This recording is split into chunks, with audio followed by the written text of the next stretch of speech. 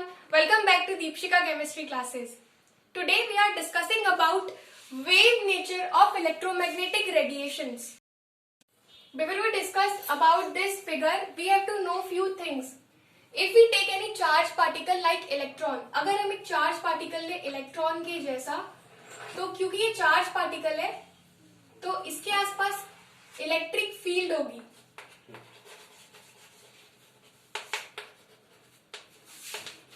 क्योंकि charge particle है surrounded by electric field. और अगर ये चार्ज पार्टिकल है तो चार्ज पार्टिकल खाली तो रहेगा नहीं, इसके अंदर वाइब्रेशन होगा. और वाइब्रेशन होगा तो इस टाइप से कुछ वेव प्रोड्यूस होगी. और वेव कभी एक जगह पर नहीं होती है. वेव अगर प्रोड्यूस होगी तो वेव में मोशन भी होगा. और ये जो मोशन होता है, ये मोशन होता है दो टाइप्स का, इलेक्ट्रिक और मैग्नेटिक. क्योंकि मोशन में से निकल रहा है तो इसमें से दो फील्ड्स निकलेगी, इलेक्ट्रिक फील्ड और मैग्नेटिक फील्ड. और ये दोनों फील्ड एक दूसरे में परपेंडिकुलर होती है.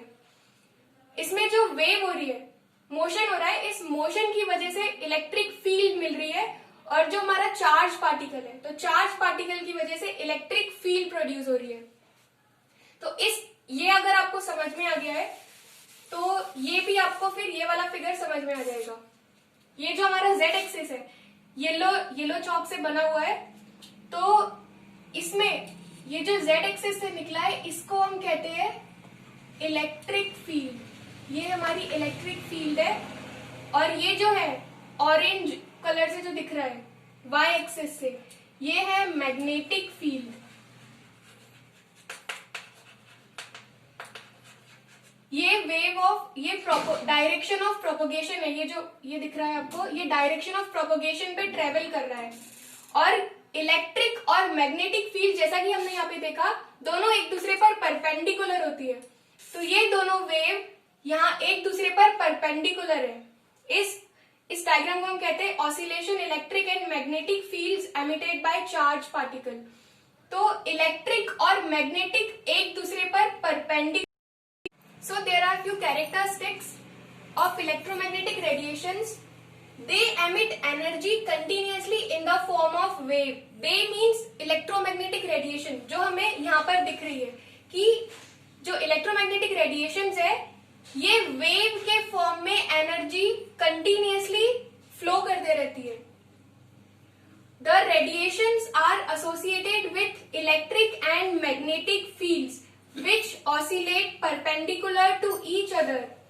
ये जो इलेक्ट्रिक और मैग्नेटिक फील्ड है, जैसा कि हमने अभी जाना था, इलेक्ट्रिक और मैग्नेटिक फील्ड एक दूसरे पर परपेंडिकुलर होती है. हम लोग जहां भी देखेंगे ये एक दूसरे पे, ये जो रेडिएशंस है एक दूसरे पे परपेंडिकुलर है, इसलिए ये ऐसी ऐसी दिख रही है. And also perpendicular to the direction in which the radiation propagate. और ये जो हमारी बीच वाली लाइन है, इसको हम कहते हैं डायरेक्शन ऑफ प्रोपोगेशन.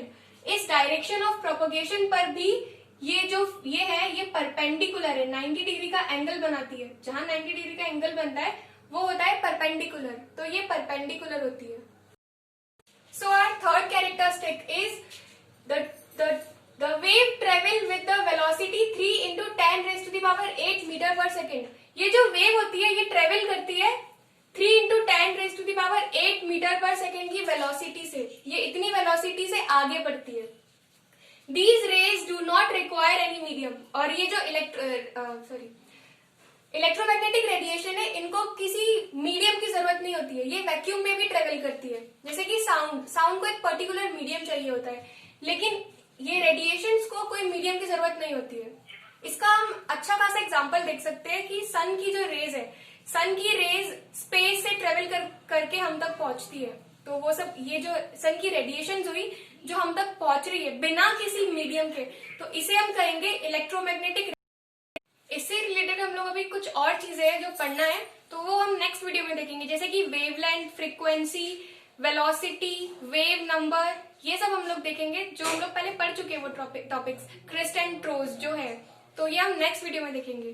तब तक के लिए ये वीडियो अगर आपको पसंद आया तो प्लीज लाइक और सब्सक्राइब कीजिए.